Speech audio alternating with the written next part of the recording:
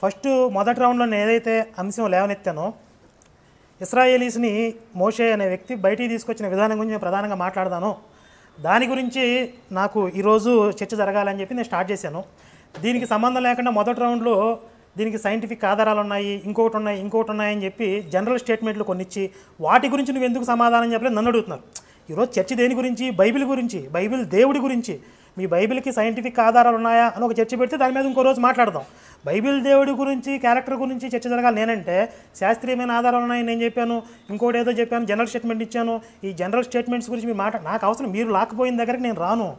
Bible దేవుడి గురించే మనం మాట్లాడాలి. ఫస్ట్ పాయింట్ మీరు గుర్తుపెట్టుకోండి. అది రెండోదే, అసలు వేరే టాపిక్స్ కూడా ఇందులో వస్తున్నాయి, కానీ వాటికి సమాధానం చెప్పి నేను చివరికి మళ్ళీ ఇందులోకి వస్తాను. చూడండి, ఇప్పుడు ఆయన అనవసరమైన అంటే ఈ టాపిక్కి సంబంధమైన వేరే విషయాలు మాట్లాడినా కూడా వాటికి సమాధానం చెప్పి నాకు మెయిన్ ప్రయారిటీ ఇదే. బైబిల్ దేవుడి క్యారెక్టరే. ఇశ్రాయేలీస్ని ఎలా బయటికి తీసుకొచ్చాడు, వాళ్ళు పడిన కష్టాలు, వాళ్ళని వేధించిన విధానం, బైబిల్ దేవుడి క్యారెక్టర్, మోషే క్యారెక్టర్, ఈ రెండే నాకు ప్రయారిటీ ఇవ్వాల. నేను వాటి గురించే మాట్లాడతాను. తర్వాత కీర్తనల్లోనూ ఆ తర్వాత యోబు గ్రంథంలోనూ పునాదుల మీద స్థిరపరిచాడు కదలకుండా అని అంటే అది కాంట్రడిక్షన్ కాదంట, సింబాలిక్గా చెప్పాడంట. అది పైన రాయండి, సింబాలిక్గా చెప్పబడిందని రాయండి మీ బైబిల్లో. అంతేగాని రెండు ఇప్పుడు అక్కడ ఎలా రాశాడో ఇక్కడ ఎలా రాసి ఇది సింబాలిక్గా చెప్పబడిను అంటే మీ ఇష్టమా? ఇది సింబాలిక్ అని మీరు ఎలా నిర్ధారించారు? ఆత్మీయంగా అర్థం చేసుకోవాలి, మీ ఇష్టమేనా? అంటే ఏది ఆత్మీయత, ఏది సింబాలిక్, రెండు ఒకే రకంగా రాయబడ్డాయి బైబిల్లో. దాన్ని చదివితే ఎవరికైనా అదే అర్థమైద్ది. ఇది సింబాలిక్గా అర్థం చేసుకోవాలి, లేకపోతే మీకు బైబిల్ అర్థం కాదు అంటే. తర్వాత హోషే దగ్గరికి ఎందుకు వెళ్ళారు? హోషే దగ్గరికి కాకపోతే మలాకి దగ్గరికి వెళ్తానండి. పాత నిబంధన ఆధారంగా కాదండి. హోషే పాత నిబంధనలో, బైబిల్లో ఎక్కడికైనా వెళ్తాను బైబిల్ దేవుడి క్యారెక్టర్ గురించి. హోషే దగ్గరికి ఎందుకు వెళ్ళారు మీరు నన్ను అడగకూడదు. మలాకికి వెళ్తాను, ఆది కాండంకి వస్తాను, అటు వెళ్తాను, ఇటైనా వెళ్తాను నేను. దానికి ఆ టాపిక్కి సంబంధించిన ఆధారాలు తీసుకోవడానికి. అక్కడికే ఎందుకు వెళ్ళారు అనేది నా ఇష్టం, అది మీరు అడగకూడదు అలాగా. తర్వాత దానికి ఏదైనా పోనీ వివరణ ఇచ్చారా అంటే బలిని కోరను కనికరమనే కోరుతున్నాను అని ఎందుకు అన్నాడు ఆయన? అసలు నాకు బలి కావాలని చెప్పి ఇంకోటి అడిషనల్గా నాకు ఇంకొంచెం ఎక్కువ ఆధారాలు ఇర్మియా గ్రంథంలో కూడా నేను అసలు బలి కావాలని వాళ్ళకి చెప్పలేదని చెప్పారు. ఒకసారి లేవీకాండం చదివినిపిస్తాను చూడండి.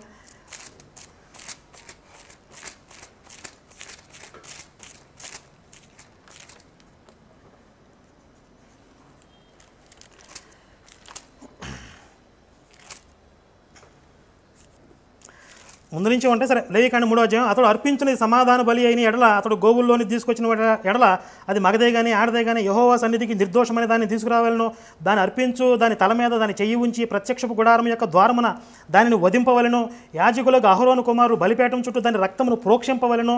అతడు సమాధాన బలి ఆంత్రముల మీద కొవ్వునంతటిని, 2 మూత్ర గ్రంథులను, వాటి మీద డొక్కల మీదనున్న క్రొవ్వును, కాలేజం మీదను మూత్ర గ్రంథుల మీదనున్న వపను యెహోవాకు హోమముగా అర్పింపవలను. అహరోను కుమారులు బలిపేట మీద అనగా అగ్ని మీద కట్టెల పైన దహన బలి ద్రవ్యము పైన దానిని దహింపవలను. అది యెహోవాకు ఇంపైన సువాసన గల హోమం. ఇంతకుముందు వంట అని చెప్పి కామెడీగా అడిగా అన్నారు. ఇక్కడ దహన బలి తగలబెట్టమంటున్నాడు. అది వంటే కదా. ఇప్పుడు దహన బలి అంటే ఈ జంతువుని బలి ఇచ్చి దాన్ని అక్కడ వండమంటున్నాడు. వండితే ఆయనకి మంచి సువాసన వస్తుందంట, ఆగ్రహిస్తానని చెప్తున్నాడు. దాన్ని ఎంజాయ్ చేస్తాడు ఆయన. ఇలాంటి బలులు ఇప్పుడు నాకు చదవడానికి మీరు టైం ఇస్తే దీన్ని మీరు లెక్కలోకి తీసుకొని అంటే కనుక 1 గంట సేపు చదువుతానండి. ఆంజనేయ దాంట్లో అలాగా ఉంటుంది. నేను లెక్కలోకి తీసుకుని నేను 2 రోజులు చదువుతాను, గంట కాదు. బలులు లేవన్నారు కదా, లెక్క కావాలి ఇక్కడ. కాదు మీరు బలులు, నేను చెప్తాను బలులు లేవన్నారు. బలులు ఎన్ని రకాల బలులు ఉన్నాయో నేను చెప్పలేదు. బలులు ఎప్పుడు వచ్చాయి? ఇది రికార్డెడ్ వినండి. బలులు లేవని చెప్పారు ఆయన. సరే లేవని కాదు నేను చెప్పింది, బలులు ఎప్పుడు వచ్చాయి? ఇర్మియా గ్రంథంలో, బలులు ఎందుకు వచ్చాయి? ఇర్మియా గ్రంథంలో నేను బలిని అడగలేదు, అసలు నేను బలుల గురించి నేను చెప్పలేదు అంటే ఇర్మియాలో కూడా బొంకుతున్నాడు. తర్వాత బైబిల్ దేవుడే. ఇప్పుడు ఇర్మియాలో ఎలా చెప్పాడు కదా, నేను హోషేయలో ఎందుకు చెప్పాడు అంటే ఇర్మియాలో ఎలా చెప్పాడు అంటే అది కూడా కాంట్రడిక్షనే. ఎందుకు చెప్పాడు మీరు చెప్పాలి. ఇప్పుడు మా బైబిల్ దేవుడు ఇలా ఎందుకు చెప్పాడు అనేది మీకు తెలియాలి. నన్ను అడిగితే నేనేం చెప్తాను? ఆయన 2 రకాలుగా చెప్పాడు, నేను చెప్తున్నాను. ఇక్కడ ఇలా ఎందుకు చెప్పాడు, అక్కడ అలా అడిగినట్లయితే అంటే దానికి సమాధానం మీ దగ్గర ఉండాలి. తర్వాత యేసు గురించి చెప్పండి జుగుచ్చగలిగించే విషయాలు నేను ఆల్రెడీ చెప్పాను, రేపటి చర్చలో వస్తాయి అవి. నేను జస్ట్ సింపుల్గా యేసు సంస్కరణలు చేశాడు అనుకుంటారు. ఇంకొకటి ధర్మశాస్త్రాన్ని అంతా నెరవేర్చడానికి వచ్చాడు అని ఎందుకు చెప్పాడు? యేసు అబద్ధం చెప్పాడు. యేసుకు భయం వేసింది. నేను కొట్టేయడానికి వచ్చానంటే చంపేస్తారు. అంతకుముందే చెప్పాను నేను ధర్మశాస్త్రాన్ని కొట్టేస్తానంటే అక్కడే కొట్టి చంపేస్తారు. యేసుకు భయపడ్డాడు, భయం ఉంది, పారిపడి అవన్నీ రేపు వస్తాయి చర్చలో. ఎందుకు అబద్ధాలు చెప్పాడు అనేది కూడా యేసు, దాని గురించి నేను మాట్లాడతాను. కాబట్టి అది ఆ టాపిక్ మనం ఈరోజు వెళ్ళకూడదు. దాన్ని సింపుల్గా నేను ప్రస్తావించాను. సరే దాని గురించి మీరు కూడా 2 మాటలు వివరణ ఇచ్చారు, అయిపోయింది. రేపుడు చర్చలో యేసు గురించి పూర్తిగా వివరణ వస్తుంది. తర్వాత అసలు బైబిల్ మీద నాకు అవగాహన లేదు, నాకు అర్థం కాకుండా మాట్లాడంటున్నారు. అసలు ఈయనకి అర్థం కాలేదు బైబిల్. ద్వితీయోపదేశకాండంలో ఒకడు భార్య మీద ఇష్టము తప్పిపోయిన ఎడల ఆమె పరిత్యాగ పత్రం రాసి పంపించేయచ్చు అని ఉంది కదా. ఎక్కడుంది ఇష్టం లేక అని ఎక్కడుంది చెప్పు. 24 ఒకటి చూడండి, ద్వితీయోపదేశకాండం చూడండి.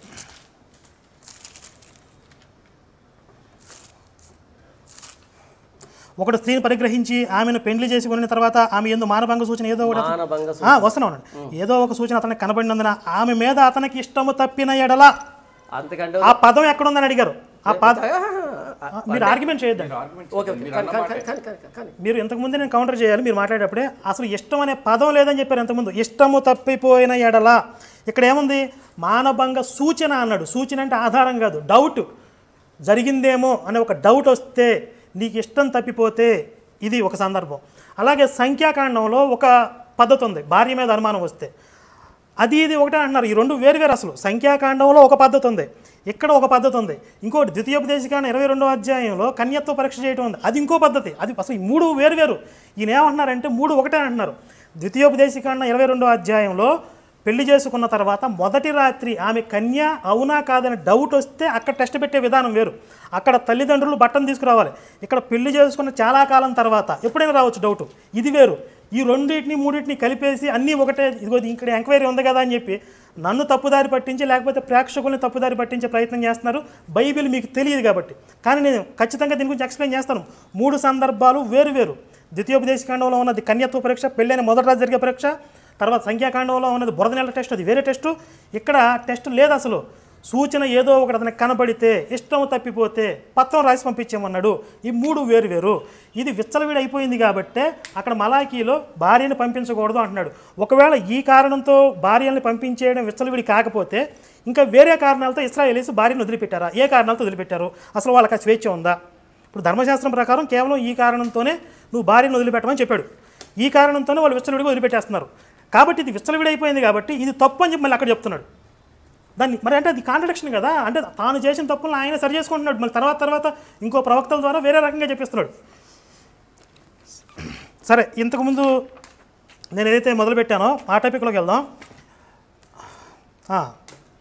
ఇంతకుముందు చెప్పే కదా ఒక పాయింట్ మర్చిపోయానని చెప్పి, దానికి సంబంధించి మర్చిపోవడం కదా, టైం లేదని, హడావిడి చాలా హడావిడిగా అవుతుంది కాబట్టి ఆయన ఈ 7 జాతుల వాళ్ళని ఏదైతే ఇశ్రాయేలీస్కి ఒక దేశం ఇస్తానని చెప్పాడో వాళ్ళందరినీ వెళ్ళగొట్టాడు కదా. వాళ్ళు తప్పు చేశారు, పాపం చేశారు కాబట్టి వాళ్ళని వెళ్ళగొట్టాడు అని చెప్తున్నారు. ఇది ఎంత దుర్మార్గం నేను మీకు చదివినిపిస్తాను, ఒకసారి వినండి.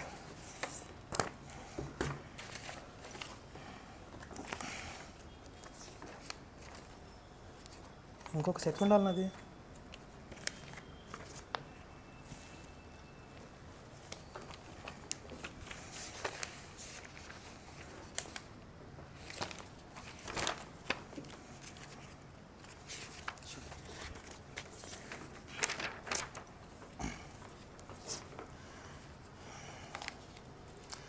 కీర్తనలో ఇంతకుముందు ఒక రెఫరెన్స్ చెప్పాను. ద్వితీయోపదేశకాండం 7వ అధ్యాయం 6వ వచనంలో కేవలం ఇశ్రాయేలీస్ని మాత్రమే నా సొంత జనంగా, నాకు ప్రతిష్ఠిత జనంగా ఎంచుకున్నాను అన్నాడు. అసలు వేరే జాతుల వాళ్ళకి ఈయనకి సంబంధం లేదు, బైబిల్ దేవుడికి సంబంధం లేదు. వాళ్ళని శిక్షించే రైట్స్, లేకపోతే వాళ్ళు తప్పు చేశారని జడ్జిమెంట్ ఇచ్చే రైట్స్ ఈయనకు ఉన్నాయా? ఒకసారి మీరు చూడండి. కీర్తనల గ్రంథం 147వ అధ్యాయం 20వ వచనంలో 19వ వచనం చదువుతున్నాం. ఆయన తన వాక్యము యాకోబునకు తెలియజేసాను. యాకోబు అంటే యాకోబు సంతతికి, ఇశ్రాయేలీస్కి. తన కట్టడలను, తన న్యాయ విధులను ఇశ్రాయేలుకు తెలియజేశాను. ఇశ్రాయేలు ప్రజలకు మాత్రమే తన విధులు, తన న్యాయ విధులు, కట్టడలు తెలియజేశాడు. 20వ వచనం, ఏ జనమునకు ఆయన ఇలాగ చేసి ఉండలేదు, ఆయన న్యాయ విధులు వారికి తెలియకనే ఉన్నవి, యెహోవాని స్తుతించుడి. అసలు వేరే జనాలకి ఈయన న్యాయ విధులు చెప్పనే లేదు. ఈయన లా ఏదైతే ఉందో అసలు వాళ్ళకి తెలియదు. అసలు వాళ్ళని పట్టించుకోకుండా, వాళ్ళకి సంబంధం లేకుండా కేవలం ఇశ్రాయేలీసే నా జనం, వీళ్ళకే నేను ధర్మం చెప్తాను, నీతులు చెప్తానని చెప్పి వీళ్ళకే సర్ది చెప్పుకుంటూ వీళ్ళ చుట్టూ తిరుగుతూ వాళ్ళెవరో తప్పు చేశారు కాబట్టి మీరు వెళ్ళి వాళ్ళని చంపండి. దేని ప్రకారం? నువ్వు అక్కడికి వెళ్ళి వాళ్ళు ఇలా బ్రతకాలి, ఇలా చేయాలని చెప్పి నువ్వు న్యాయ విధులు ఇచ్చావా? నువ్వు ఏ రోజైనా వాళ్ళని పట్టించుకున్న పాపాన్ని పోయావా? అసలు వాళ్ళు ఎలా ఉంటారో కూడా వాళ్ళకి తెలియదు. ఇప్పుడు మోషే అనేవాడు ఒక హత్య చేయడానికి పెద్ద రీజన్ లేకుండా ఒక హత్య చేసినప్పుడు, వేరే జాతులను దోచుకోవాలి, వేరే జాతుల్ని వీళ్ళు ఆక్రమించాలనుకున్నప్పుడు వాళ్ళు మంచివాళ్ళు పాపం అమాయకులు కాబట్టి మనం వెళ్ళి చంపేద్దాం అని అంటాడా? వాళ్ళు దుర్మార్గులనే చెప్తాడు. ఒకవేళ వాళ్ళు దుర్మార్గులైతే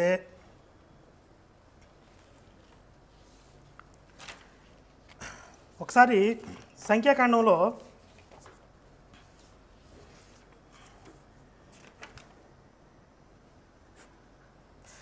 వీళ్ళని గూఢాచారులను పంపిస్తాడు మోషే. ఏది ఆ దేశాలు ఎలా ఉన్నాయో చూసిరండి అని చెప్పి సంఖ్యాకాండంలో పంపిస్తాడు వాళ్ళు. ఇంకా 5 నిమిషాలు ఉందండి టైం.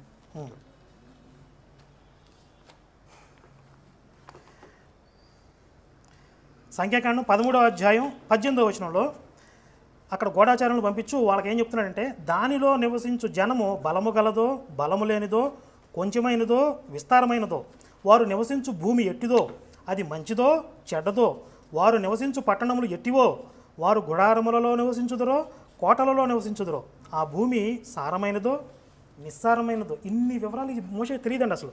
ఆ దేశం ఎలా ఉంది, ఆ దేశంలో ఉన్న ప్రజలు ఎలాంటి వాళ్ళు, అక్కడ భూములు ఎలా ఉంటాయి, వాళ్ళ ఇళ్ళు ఎలా ఉంటాయి, వాళ్ళ నివాస స్థలాలు ఎలా ఉంటాయి, మోషేకి తెలియదు, బైబిల్ దేవుడికి కూడా తెలియదు. బైబిల్ దేవుడే గూఢాచారులను పంపించమంటాడు. అసలు వాళ్ళు ఎలా ఉంటారో కూడా తెలియకుండా వాళ్ళందరూ పాపాత్ములు, వాళ్ళందరూ చెడిపోయారు కాబట్టి నేను వాళ్ళని ఎలగొట్టేస్తాను అంటే ఒక కుక్కని పిచ్చి కుక్క అని ముద్రేసి దాన్ని చంపడానికి నిర్ణయించుకున్నారు. వీళ్ళకి ఒక బ్రతకడానికి ఒక దేశం లేదు వీళ్ళకి. ఈ ఇశ్రాయేలీస్ని మాయ మాటలు చెప్పి బయటికి తీసుకొచ్చాడు మోషే. తీసుకొచ్చిన తర్వాత వీళ్ళు బ్రతకడానికి ఏం కావాలి? ఇంకో దేశం కావాలి. ఇంకొక దేశం ఎక్కడుంది తేరగా? ఇప్పుడు 6 రోజుల్లో మా సమస్త సృష్టి చేసిన యెహోవాకి ఇట్లా అవునుగా కానీ ఒక దేశం అంటే అయిపోయింది కదా. పాపం అక్కడ ఉన్న వాళ్ళని చంపేయడం ఎందుకు? అంటే అక్కడ ఉన్న వాళ్ళని చంపాలి. చంపితే తప్ప వాళ్ళకి దేశంలో చంపాలంటే వాళ్ళని పిచ్చోళ్ళని ముద్ర వేయాలి. ముద్రేసి ఈ మోషేకి యెహోవాకి తెలియకుండా వాళ్ళు ఎలాంటి వాళ్ళు అని చెప్పి ఎంక్వైరీ చేయమంటున్నాడు. వాళ్ళు పాపాత్ములు అంట. పైగా అది పాలు తేనెలు ప్రవహించే దేశం అని చెప్పారు. ఇప్పుడు ఆ దేశంలో ఉన్న వాళ్ళందరూ విచ్చలవిడిగా పాడైపోయి పాపాత్ములు అయిపోతే, వాళ్ళకు ఒక నాగరికత సంస్కృతి అనేది లేకపోతే ఆ దేశం ఎలా డెవలప్ అవుతుందండి? ఆ దేశంలో సంపద ఎలా వృద్ధి చెందుద్ది? పాడైపోయింది కదా, మొత్తం విచ్చలవిడి అయిపోతే భ్రష్టత్వం అయిపోయింది కదా. వాళ్ళు చక్కగా నాగరికత బ్రతుకుతున్నారు, వాళ్ళకు ఒక సంస్కృతి సంప్రదాయాలు ఉన్నాయి, వాళ్ళ రాజ్యాన్ని వాళ్ళు పరిపాలించుకుంటున్నారు. వీళ్ళు వెళ్ళి దాన్ని ఆక్రమించుకోవాలి, దాన్ని దోపిడీ చేయాలనుకుంటున్నారు.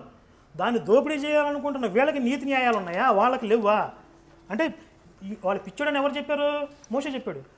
దేవుడు నీతో మాట్లాడదని ఎవరు చెప్పారు? మోషే చెప్పాడు. అన్నీ మోషేనే చెప్తాడు. ఇక వాళ్ళు పిచ్చోడని చెప్తాడు, దేవుడు నాతో మాట్లాడని చెప్పాడు, మీరు వెళ్ళి ఆక్రమించుకోండి అని చెప్తాడు, మీరు వెళ్ళి చంపేయండి అంటాడు, ఏదని చెప్తాడు. ఇక్కడ ఇదే పంచకాండంలోనే చాలా సందర్భాల్లో మోషే ముఖాముఖిగా యెహోవాతో మాట్లాడాలని ఉంది. మోషే ముఖాముఖిగా యెహోవాతో మాట్లాడినప్పుడు వీళ్ళని గూఢాచారులను పంపించడం అవసరమా? First point. రెండో పాయింట్, ఎలాంటి పరిస్థితుల్లో పంపించాడు గూఢాచారుల్ని?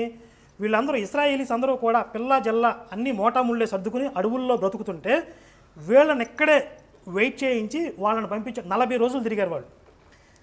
40 రోజుల పాటు వీళ్ళు అడవుల్లో రేత్రి పగలు ఎండకి ఎండుతూ వానకి తడుస్తూ కూడు లేదు గుడ్డ లేదు. చాలా సందర్భాల్లో వాళ్ళు వేదన పడ్డారు. మాకు మార్గాయాసం చేత సొమ్మసిల్లారని ఉండదు, మాకు ఇక్కడ తినడానికి తిండి లేదని అంటది, ఈ సవిసారం లేని ఈ మన్నా మాకు అసహ్యమైందంటారు. ఏదో ఒక దిక్కుమాలిన మన్నా వాడు గుడిపించారంట. అసలు ఆ మన్నా ఏంటో కూడా చాలా కామెడీ, కూడా తర్వాత చెప్దాం. అంటే వీళ్ళు ఇంత విపత్కర పరిస్థితుల్లో ఉంటే యెహోవా జస్ట్ వాళ్ళు ఇలా ఇదిగో ఈ డిజైన్లో ఉంటే వాళ్ళ ఇల్లు మీరు ఇక్కడి నుంచి అటాక్ చేయండి, మీరు ఇలా వెళ్ళండి అని చెప్పి ఒక సింగిల్ లైన్లో 2 నిమిషాలు చెప్పేస్తే అయిపోయే పనికి వీళ్ళందరినీ ఇక్కడ మలమల మాడుస్తూ 40 రోజులు వెయిట్ చేయించాడు. అసలు ఇంకొకటి చెప్తానండి, ఎర్ర సముద్రాన్ని చీల్చాడు అని అంటారు. అది కూడా పచ్చి అబద్ధం. ఈ ఇశ్రాయేలీస్ని దానికంటే ముందు నాకు ఎంత టైం ఉంది ఇంకా? 1 minute 30 seconds. సరే, ఇశ్రాయేలీస్ని ఎలా బయట తీసుకొచ్చాడంటే ఫస్ట్ పాయింట్ యెహోవా అనే దేవుని పరిచయం చేశాడు. రెండోది యెహోవా అక్కడికి వెళ్ళి ఏం చెప్పమంటున్నాడంటే ఫరోతో ఒక అబద్ధం చెప్పమని చెప్తున్నాడు. ఏమని? మా ప్రజలు మా దేవుడిని ఆరాధించుకోవడానికి అడవుల్లో ఉత్సవం చేసుకోవడానికి 3 రోజుల ప్రయాణం అంత దూరం పోవడానికి పర్మిషన్ ఇవ్వు అని చెప్పి నువ్వు వెళ్ళి ఫరోని అడగమంటున్నాడు. నిజంగా యెహోవా సర్వశక్తిమంతుడు, ఆయన కొన్ని కొటేషన్ చెప్పారు. అవన్నీ చెప్తే ఈజిప్ట్ రాజుకి అరే మేము వెళ్ళిపోతున్నాం మా దేవుడు కనపడ్డాడు అని చెప్పాలి. నువ్వు వెళ్ళి ఫరోతో అబద్ధం చెప్పని స్వయంగా బైబిల్ దేవుడు చెప్తున్నాడు. అబద్ధమానుడు ఆయన నరపుత్రుడు కాదు, పశ్చాత్తాపడేదో ఉంటుంది. ఆయనే స్వయంగా అబద్ధం చెప్పమని చెప్పాడు. మోషే అక్కడి నుంచి మొదలుపెట్టాడు అబద్ధాలు. ఇశ్రాయేలీస్కి దేవుడు కనపడ్డాడు అబద్ధం చెప్పాడు. ఫరోకి వెళ్ళి మేము అడవుల్లో ఉత్సవం చేసుకోవడానికి పర్మిషన్ ఇవ్వని అబద్ధం చెప్పాడు. దానికి ముందు వాళ్ళ మామకి ఏమైనా అబద్ధం చెప్తున్నాడు చూడండి మోషే.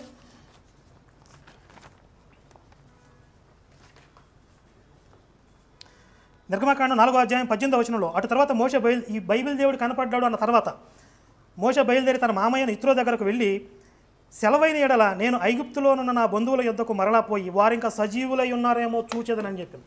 వాళ్ళు అసలు బ్రతికున్నారో లేదు చూసి వస్తానని చెప్పి మామ చెప్తున్నాడు. అబద్ధం, పచ్చి అబద్ధం. ఎందుకు వెళ్తున్నాడు? వాళ్ళని బయట తీసినానికి వెళ్తున్నాడు. కానీ మామకి ఎందుకు అబద్ధం చెప్తున్నాడు? నేను వాళ్ళని విడిపించుకొచ్చేస్తానంటే ఒరే నువ్వు ఏదో కొంపలు ముంచేలాగా ఉన్నాను, మామ 2 బీగుతాడని చెప్పి, పిల్లల్ని మోషేతో పంపించడని చెప్పి, నీతో పాటు నా కూతురిని మనవళ్ళని కూడా చంపేస్తారని చెప్పి మామ ఒప్పుకోడని చెప్పి, మామతో అబద్ధం చెప్పి, నేను జస్ట్ చుట్టపు చూపుగా చూసేస్తాను వాళ్ళని, బ్రతికున్నారో లేదో తెలియదు అంటే టైం అయిపోయింది బ్రదర్. టైం అయిపోయింది. సరే, మోషే ఇలా అబద్ధాలు మొదలుపెట్టాడు. ఈ అబద్ధాల పరంపర ఇవన్నీ ఎక్కడికి దారి తీసి నేను చెప్తాను. జాన్ పాల్ గారు మీకు 17 నిమిషాలు 18 నిమిషాలు నాకు రావాల్సింది. 18. సరే 15 నిమిషాలు. ఓకే 15 నిమిషాలు తీసుకుంటాను. మొట్టమొదటిగా కరుణాకర్ సుగుణ గారు మైండ్లో బాగా ఫిక్స్ అయ్యారు. అదేంటంటే ఒక్కదానికి కూడా సమాధానం చెప్పకూడదు, నేను ఎంత ప్రశ్నించినా చెప్పకూడదని ఫిక్స్ అయినట్టున్నాడు. కాబట్టి ఏమన్నా అంటే సంబంధం లేనటువంటి విషయాలు సైంటిఫిక్ విషయాలు తీసుకొచ్చాడు అని అన్నాడు. మన టైటిల్ ఏంటంటే బైబుల్ దైవ గ్రంథమా అని. బైబుల్ దైవ గ్రంథమా అన్నప్పుడు అది నేను చెప్పినటువంటి లక్షణాలంటికి ఒబే చేయాలి. అందులో ఉన్నటువంటి సైంటిఫిక్ ఎవిడెన్స్ అనేవి ఇప్పుడు ఉన్నటువంటి సైంటిఫిక్ అడ్వాన్స్మెంట్తో ఏకీభవించాలి, లేకపోతే అది దైవ గ్రంథం కాదు అనేది నేను ముందు చెప్పి మరీ చెప్పాను. కానీ సంబంధం లేదంటారేంటి అంటే ఏమంటారు, భూమిని ఏదో గుర్రం మోస్తుంది, ఏనుగు మోస్తుంది, లేకపోతే ఇంకోటి అంటే అది సైంటిఫిక్ కాదమ్మా. కాబట్టి బైబుల్ భూమిని దేవుడు శూన్యాలు వేలాడదీసని రాశాడు, సైంటిఫిక్ సరిపోతుందంటే ఇప్పుడు వచ్చిన సైన్స్ని అప్పట్లో ఎలా చెప్పగలిగారు. కాబట్టి దైవ గ్రంథం దేవుడు మాత్రమే చెప్పి ఉండాలని నేను చెప్పినటువంటి ఈ చిన్న లాజిక్ కూడా మీకు అర్థం కాకపోతే నన్ను ఏం చేయమంటారు చెప్పండి. తర్వాత సింబాలిక్ అని పైన రాయాలి అని మీరు అన్నారు. సింబాలిక్ అని పైన రాయాలని అంటే మీరు నాకు తెలిసి 6th క్లాస్లో బ్రదర్ మనం చదువుతాం కదా, రూపక అలంకారము, అతిశయోక్తి అలంకారము, అలంకారం మనం 6th క్లాస్లో చదివాం. మనం ఏదైనా ఒక వచనం చదువుతున్నప్పుడు అది ఏ అలంకారంలో ఉందనే 6th క్లాస్లో మనకు నేర్పిస్తారు. ప్రతి చోట ఒక రచయిత ఇది ఫలానా అలంకారం అని రాయడు. అక్కడ మనం 6th చదివి ఉంటే అది ఫలానా అలంకారంలో ఉంది, ఆ నగరంలోని మేడలు ఆకాశాన్ని అంటుతున్నాయి అని అతిశయోక్తి అలంకారం అని మనం చదువుకున్నాం కదా. ఇలాంటిది ఏదన్నా చెప్పినప్పుడు ఓహో ఇది అతిశయోక్తి అలంకారం అని మనం కామన్ సెన్స్తో ఆలోచించాలి, కానీ అక్కడ సింబాలిక్ అని రాయాలి. అసలు ఏం మాట్లాడుతున్నారు కరుణాకర్ సుగుణ గారు? తర్వాత నేను హోషే దగ్గరికి వెళ్తాను, ఇంకో దగ్గరికి ఎక్కడికైనా వెళ్ళండి. అయితే అంతకంటే ముందు సత్యం ఉన్నప్పుడు ఇక్కడ ఎందుకు ఆగలేదు అన్నది నా ప్రశ్న. మీరు వెళ్ళొద్దని కాదు నేను చెప్పింది, ఇక్కడ సత్యం ఉంది కదా, ఎందుకు అంత దూరం వెళ్తున్నారు అని నేను అన్నాను. తర్వాత ఏంటంటే దహన బలి అంటే వంట కాదా అనేటట్టుగా మీరు కామెడీ చేస్తారు. దహన బలి అంటే వంట కాదు బ్రదర్, అది బలిపీఠం మీద దహించేది, బలిపీఠం మీద బూడిదయ్యేంతవరకు దహించేదని వంట అని మీరు అంటారేమో, మేము అనవు అది దాన్ని దహన బలి అని అంటాం. అందులో మసాలాలు వేసి మనుషులు తింటుంది, దేవునికి సింబాలిక్గా అర్పిస్తారు, బూడిద అవుతుంది. ఆ బూడిద కూడా ఎక్కడ పడేయాలో ఎలా పడేయాలో కూడా చెప్పాడు. మరి అది వంట అంటారా, బూడిదని తింటారేంటి మీరు? తర్వాత బలులు ఎందుకు అని 27:20 నేను చూపెడితే మీరేమన్నట్టు బొంకుతున్నాడు అని అన్నాడు. అది బొంకడం కాదు, బలి యొక్క ఉద్దేశాన్ని చెబుతున్నాడు. మొదట నేను బలి ఇవ్వలేదు, తర్వాత వాళ్ళు పాపం చేస్తే బలి ఇవ్వాల్సి వచ్చింది. ఉదాహరణకి ఏదైనా తట్లో ఆ పండు మీరు తినొద్దు అని చెప్పాడు, తింటే చస్తారని చెప్పాడు. వాళ్ళు తిన్నారు, తినిన తర్వాత దిగంబరత్వం కనిపించింది. ఇప్పుడు ఏం చేయాలి దేవుడు? వారి అంజూరు ఆకుడు కచ్చరాలు చేసుకుని ఉంటే దాన్ని తీసి చర్మం చొక్కే తొడిగించాడు. అంటే దేవుని ప్రణాళిక ఏంటి? వాళ్ళు దేవుడు చేసినట్టు విధంగా ఉండాలి, కానీ వాళ్ళు పాపం చేసిన తర్వాత వాళ్ళు మానాన్ని కప్పడానికి చర్మం చొక్కలు తొడిగించాడు. ఇది సీక్వెన్స్. అలాగే ఆయన బలి ఇవ్వలే, నా మాట వినండి అని చెప్పాడు. అయితే వాళ్ళు వినలేదు కాబట్టి పాపానికి ప్రాయశ్చిత్తం కోసం బలి అనేదాన్ని ఇచ్చాడని చెప్పాను. ఇందులో బొంకేది ఏముండదు. తర్వాత మీరు ఏమన్నారంటే ఇది చెబుతూ నాకు తెలియదు బైబిల్ మీరు చెప్పాలి, పాస్టర్లు చెప్పాలి అనేటట్టు మీరు అన్నారు. అదే కదా నేను ఎప్పటి నుంచి ఒత్తుకుంటుంది. మరి మీకు తెలియకుండా ఈ పుస్తకాన్ని ఎందుకు రాశారు? నాకు తెలియదు మరి మీరు చెప్పాలి, నాకు తెలియదు అని అన్నారు. మీకు తెలియదనే ఇలాంటి పుస్తకాలు రాయొద్దని సభాముఖంగా మిమ్మల్ని 2 చేతులు నమస్కారం పెడితే ఇలా రాయకండి, మీకు తెలియదు నిజంగానే మేము చెబుతాం, చెప్పేంత వరకు వెయిట్ చేయండి, అంతేగాని ఇలాంటి పుస్తకాలు రాసి లేని పనివన్నీ ఎందుకు అబద్ధాలు సమాజంలో మీరు తిప్పుతున్నారు. తర్వాత యేసు అబద్ధం చెప్పాడంటే ధర్మశాస్త్రం కొట్టేయడానికి రాలేదు, అబద్ధం చెప్పాడంట. మరి ఎక్కడుంది ఆ రెఫరెన్స్? యేసు అబద్ధం చెప్పాడని? ఎందుకంటే భయం వేసి అబద్ధం చెప్పాడంట. అది ఎక్కడుంది ఒకసారి ఆ రెఫరెన్స్ చెప్పండి కరుణాకర్ సుగుణ గారు. యేసు ప్రభు కాదు అబద్ధం చెప్పేది, మీరు అబద్ధం చెప్తారు. ఎందుకు చెప్తారో నాకు అర్థం కావట్లేదు. తర్వాత ఇష్టం పోయిన ఎడల అని మీరు అన్నారు కదా, అంటే నేను అడిగింది అక్షరాలు కాదు, ఇష్టం అనే దాన్ని. అక్కడ మీరు ఏమన్నారు, పరిత్యాగ పత్రిక ఇవ్వాలంటే ఇష్టం లేకపోతే ఇవ్వచ్చు అని మీరు స్టేట్మెంట్ ఇచ్చారు. అందుకు నేనేమన్నానంటే ఇష్టం లేకపోతే కాదు, మానభంగ సూచన కనిపించినప్పుడు అనేది నేను చెప్పాను. లేదు ఇష్టం అనే దాన్ని చూపెడతాను, మీరు అక్షరాలు మాత్రం ఎదుర్కొంటారు. ఏంటి చిన్నపిల్లల లాజిక్ ఇది? నేను అన్నది మీరు ఏమన్నారు, పరిత్యాగ పత్రిక ఇష్టం లేకపోతే ఇవ్వచ్చు, ఇష్టం లేకపోతే. ఇంకో చోట దానికి భార్య విషయంలో రోషం వచ్చినప్పుడు ఆ స్త్రీని ఎక్కడికి తీసుకొని రావాలి, ప్రత్యక్ష రావాలి అని చెప్పిన తర్వాత ఇది వేరు అది వేరు, మీరే ఎంక్వైరీ లేదన్నారు, ఎంక్వైరీ చూపించాను. తర్వాత భార్య మీద అనుమానం వచ్చినప్పుడు అప్పుడు తల్లిదండ్రులు ఆ రోజు పరిచినటువంటి బట్టను తీసుకొని రావాలి అనేది రాయబడితే అది వేరు ఇది వేరు ఇది వేరు. మరి ఏది వేరు వేరు కూడా ఎలా చెప్తారు మీరు అసలు? ఇప్పుడు బైబిల్ అంతా ఆ చివరి నుంచి ఈ చివరి దాకా ఇట్స్ అ యూనిఫైడ్ స్టోరీ, ఒకే చరిత్ర అది. అలాంటప్పుడు దాన్ని పట్టుకొచ్చి ఇది వేరు అది వేరు ఇది వేరు. మీరేమైనా థియాలజీ చేశారా? బైబిల్ ఏమైనా స్కాలరా? మీరేమైనా అది వేరు లెట్ మీ ఫినిష్. అది వేరు ఇది వేరు అని చెప్పాలంటే you must be theologian or historian or philosopher, ఏదో ఉండాలి మీకు. అసలు ఏమీ లేకుండా ఇలాంటి పుస్తకాన్ని రాసి అది వేరు ఇది వేరు అంటే ఏంటి మీ ప్రామాణికత? నాకు తెలియగడుగుతాను. తర్వాత సంబంధం లేదంటే మూడు సంబంధాలు అంటే ఏంటి సంబంధం లేదు? కానీ మానవంగ సూచన, తర్వాత అవన్నీ తీసుకొని రావాలి, తర్వాత తల్లిదండ్రులు ప్రూవ్ చేయాలి. ఇంత లాజికల్గా ఇంత సీక్వెన్స్ ఉంటే సంబంధం లేదని ఎలా మాట్లాడారు? తర్వాత మలాకీలో విచ్చలవిడిగా ఏమంటారు విడాకులు ఇచ్చేస్తున్నారు, దీన్ని బట్టి ఇస్తున్నారు అనేది ఇక్కడ చూపించారు. ఇలాంటి సందర్భం బైబిల్లో లేదన్నారు. ఇక మీరు చూడండి బ్రదర్, ఎజ్రా గ్రంథము 10వ అధ్యాయం 10వ వచనం నుంచి ఎందుకు మలాకి గ్రంథంలో భార్యకు విడాకులు ఇవ్వడం వల్ల నాకు నచ్చని పని అని దేవుడు చెప్పాడు అంటే, ఎజ్రా గ్రంథం 10వ అధ్యాయం 10వ వచనం నుంచి నేను చదివి వినిపిస్తాను చూడండి. అంటే ఎక్కడుంది ఇలాంటి సందర్భం అన్నారు అంటే ఇది కూడా తెలుదా మీకు? 10వ వచనం నుంచి, అప్పుడు యాజకుడైన ఎజ్రా లేచి వారితో ఇట్లా, నేను మీరు ఆజ్ఞను మీరి అన్య స్త్రీలను పెళ్లి చేసుకుని ఇశ్రాయేలీల అపరాధమును ఎక్కువ చేసేతరి. అంటే ముందు అన్య స్త్రీలను పెళ్లి చేసుకున్నారు, అపరాధం ఎక్కువైపోయింది. కాబట్టి ఇప్పుడు మీ పితరుల యొక్క దేవుడైన యెహోవా మీ పాపను ఒప్పుకొని ఆయన చిత్తానుసారంగా నడుచుకున్నట్టు సిద్ధపడి దేశపు జనులు అన్య స్త్రీలను విసర్జించి మిమ్మల్ని మీరు ప్రత్యేకపరుచుకుని ఉండుడి. ఇలా మొత్తం మనం చదువుకుంటూ పోతే ఈ మొత్తం లిస్ట్ అంతా అదే. అలా విడాకులు ఇచ్చారు. ఆ విడాకులు ఇస్తే ఇప్పుడు మలాకి వచ్చాడు. ఎజ్రా గ్రంథము, నెహెమ్యా గ్రంథము, మలాకి, జఫన్యా, జకర్యా ఇవన్నీ సమకాలీకులు అని తెలుసు కదా. కాబట్టి దీనిని మలాకి ఎందుకు భార్యకు పరిత్యాగ పత్రిక ఇస్తున్నారు? దేవుడికి నచ్చదు. ఎందుకంటే దేవుడు చేసింది వారిద్దరూ ఏక శరీరమై ఉంటారు అని దేవుడు చెప్పినప్పుడు ఆ దేవుని ఆజ్ఞ ఎందుకు అతిక్రమిస్తున్నారని అక్కడ మలాకి చెప్పాడు. ఇలాంటి సందర్భం బైబిల్లో లేనే లేదని అంటే మీకు కనిపించినంత మాత్రం చేత బైబిల్లో లేనట్ట అంటే మీరు తీసుకున్నటువంటి బైబిల్ అది మీరు చేస్తారు. ఆ తర్వాత పాపం చేసి పాపం చేసే వాళ్ళని వెళ్ళగొట్టడం ఎంత దుర్మార్గం అనేటట్టుగా మీరు మాట్లాడుతున్నారు. ఇలా మాట్లాడతారని ముందు చెప్పారు. ఏమని? దేవుడికి ఉండే లక్షణాల్లో he must be justice, god of justice అయి ఉండాలి. జస్టిస్ అంటే న్యాయవంతుడై ఉండాలి. నెక్స్ట్ ఏంటంటే హోలీ, పరిశుద్ధుడై ఉండాలి. ఆయన పరిశుద్ధుడైతే, ఆయన న్యాయవంతుడైతే ఆయన పరిశుద్ధతకు వ్యతిరేకంగా ఉన్నదాన్ని, ఆయన న్యాయానికి వ్యతిరేకంగా ఉన్నదాన్ని వెళ్ళగొడతాడు. వెళ్ళగట్టకపోతే ఆయన అసలు దేవుడే కాదు. అందుకే నేను అన్ని లక్షణాలు ముందు చెప్పాను. మీరు టాపిక్ లేదని మాట్లాడుతాను అంటే దేవుడికి ఉన్న లక్షణాలు మొదట చెప్పాను మీకు అర్థం కావడానికి. తర్వాత ఇశ్రాయేలులకు దేవుడు ధర్మశాస్త్రాన్ని ఇచ్చిన కేవలం ఇశ్రాయేలులకే, వాళ్ళకే ఇచ్చినప్పుడు మిగతా వాళ్ళని ఎందుకు ఆయన శిక్షిస్తాడు? కనీసం వాళ్ళు పట్టించుకోలేదు కదా. ఒక అద్భుతమైన మాట మీరు మాట్లాడారు. అంటే విన్న వాళ్ళ హృదయం కరిగిపోయేటట్టుగా మీరు ఏదో మాట్లాడారు. అంటే వాళ్ళకి ఏమీ ఇవ్వలేదు, అసలు వాళ్ళకి ఇవ్వకుండా వాళ్ళు ఎలా శిక్షిస్తాడని. అంటే మిగతా జనాంగానికి దేవుడి గురించి తెలియదా? నోవహుకి షేము, హాము, యాపెతు 3 కుమారులు. షేము నుంచి వచ్చినటువంటి వరుస ప్రభువైన యేసుక్రీస్తు వరుస. మరి యాపెతు, హాము వీళ్ళిద్దరు ఎవరు? ఇంతకీ నోవహు సంతానం కదా. అంటే నోవహులో ఏ లక్షణాలు ఉన్నాయో 3 బిడ్డలకు రావాలి కదా. నోవహుతో దేవుడు మాట్లాడాడు, నోవహు ఓడను కట్టాడు, జలప్రలయం వచ్చింది. 3 బిడ్డలకు రావాలి కదా, 3 కోడలకు రావాలి కదా, భార్యకి రావాలి కదా. అందులో షేము నుంచి వచ్చినటువంటి వరుస ఇశ్రాయేలు అయితే మిగిలినటువంటి వాళ్ళు నోవహు సంతానమే కదా. వీళ్ళే కదా బాబేలు గోపురం దగ్గర బాబేలు కట్టింది. ఎందుకు కట్టారు? వాళ్ళు దేవుడి మీద తిరుగుబాటు చేసి మనము పేరు సంపాదించుకుందాం. వీళ్ళేంటి పేరు సంపాదించుకునే? దేవుడు సృష్టిని చేస్తే దేవుడు విస్తరించండి అంటే లేదు, అందరూ ఒకే దగ్గరకు వచ్చి పేరు సంపాదించుకుందాం అని వీళ్ళు ఆ బాబేలు గోపురం కడితే అక్కడ చెదరగొట్టాడు. అంటే దేవుడు తెలుసు వాళ్ళకి. తర్వాత మీరు ఇలా మాట్లాడతారని చూడండి, రోమిలు రాసిన పత్రిక 1వ అధ్యాయంలో అపోస్తలుడైన పౌలు ఏమంటున్నాడు అంటే మిగతా వాళ్ళకి ధర్మశాస్త్రం తెలియదు, ఒక ఇశ్రాయేలుకి అనేటట్టుగా మీరు మాట్లాడారు. ఇక్కడ చూడండి 18 నుంచి చదివి వినిపిస్తారు. 1వ అధ్యాయం 18 రోమిలు రాసిన పత్రిక. దుర్నీతి చేత సత్యమును అడ్డగించు మనుషుల యొక్క సమస్త భక్తిహీనత మీదను, అంటే సత్యం తెలుసు వీళ్ళకి కానీ అడ్డగిస్తున్నారు. దుర్నీతి చేత సత్యమును అడ్డగించు మనుషుల యొక్క సమస్త భక్తిహీనత మీదను, దుర్నీతి మీదను దేవుని కోపం పరలోకం నుండి బయలుపరచబడుతున్నది. ఎందుకనగా దేవుని గురించి తెలియశక్యమైనది ఏదో అది వారి మధ్య విషదమై ఉన్నది. దేవుడు అది వారికి విషదపరిచెను. ఆయన అదృశ్య లక్షణములు అనగా ఆయన నిత్య శక్తియు, దేవత్వమును, జగదుత్పత్తి మొదలుకొని సృష్టించబడిన వస్తువులు ఆలోచించడం వల్ల తేటపడుతున్నారు. కనుక వారు నిరుత్తరులై ఉన్నారు. మాకు దేవుడు తెలియదనే దానికి లేదు, నిరుత్తరులై ఉన్నారు. మరియు వారు దేవుని ఎరిగియు ఆయన దేవునిగా మహింపరచలేదు, కృతజ్ఞతలు చెల్లింపలేను కానీ తమ వాదముల యందు వ్యర్థులైరి. వారి అవివేక హృదయం అంధకారమాయను, తాము జ్ఞానులమని చెప్పుకొనచ్చు బుద్ధిహీనులైరి.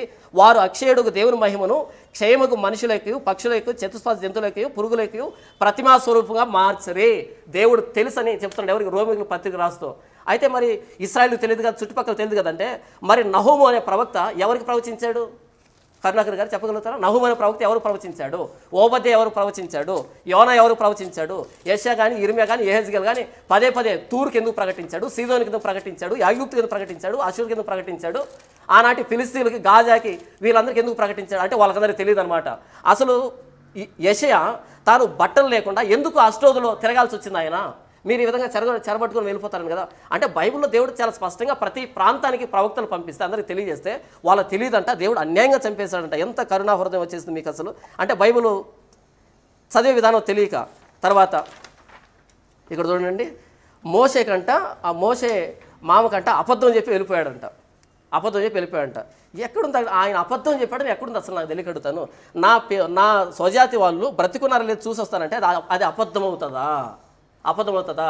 ఏమంటే కరుణాకర్ గారు బాగున్నారంటే దాని అర్థం ఏంటి అంటే నాకు ఎయిడ్స్ ఉందా అని మీరంటే వెటకారం కాదు. అలా కాదు, బాగున్నారా అంటే మిమ్మల్ని యోగక్షేమాలు పలకరిస్తున్నాను అంతే. వాళ్ళు బ్రతికున్నారా లేదా అంటే వాళ్ళు చూడాలనిపించింది. ఇప్పుడు నెహెమ్యా ఉన్నాడు, రాజు దగ్గరకు వచ్చాడు, ఏంటి ముఖంలో పెట్టావంటే నా పితరుల సమాధులు ఉండేటువంటి పట్టణం ప్రాకారాలు పడిపోయి ఉంటే నేను ఎలాగ ఉండాలి అన్నాడు. అంటే ఆ మొత్తమైన సమాధులు ఉన్నాయి, మనుషులు లేరు అక్కడ. అంటే సమాధులు కట్టడానికి వచ్చాడు కాదు, మనుషులు కట్టడానికి వచ్చాడు. అంటే ఒక విషయం చెప్తూ ఉన్నప్పుడు అది ఏ విధానం చెప్పకూడదు మీకు అర్థం కాదు. తర్వాత మోషే వేగుల వారిని పంపించాడు.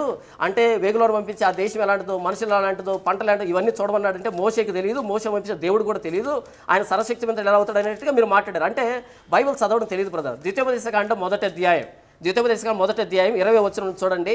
అప్పుడు నేను, అంటే మోషే, అప్పుడు నేను మన దేవుడైన యెహోవా మనకిచ్చుచున్న అమోరియల మన్యములకు వచ్చి ఉన్నాం.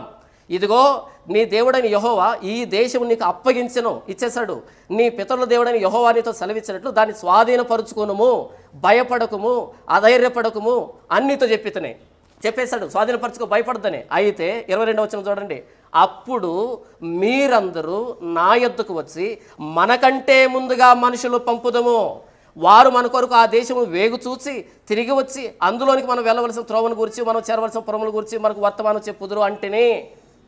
ఎవరు చెప్పింది వేగులు మనం పంపించమని? దేవుడుగా చెప్పింది. దేవుడు ఏమని చెప్పాడు? 21, ఇదిగో నీ దేవుడైన యెహోవా ఈ దేశం నీకు అప్పగించెను, పాస్ట్ నుంచి ఇచ్చేసాడు ఎప్పుడో. నీ పితరుల దేవుడైన యెహోవా నీతో సెలవిచ్చినట్లు దాన్ని స్వాధీనపరుచుకునుము, భయపడకుము, అధైర్యపడకుము నీతో చెప్పితని. అప్పుడు మీరందరూ నా యొద్దకు వచ్చి మనకంటే ముందుగా మనుషులు పంపుదాం. వాళ్ళ మాటని పట్టించుకొని సరే మీ మాట ప్రకారంగా పంపిస్తున్నాను పంపించాడు తప్ప దేవుడికి తెలియదు, మోషకి తెలియదు. అది కాదు విషయం ఇక్కడ.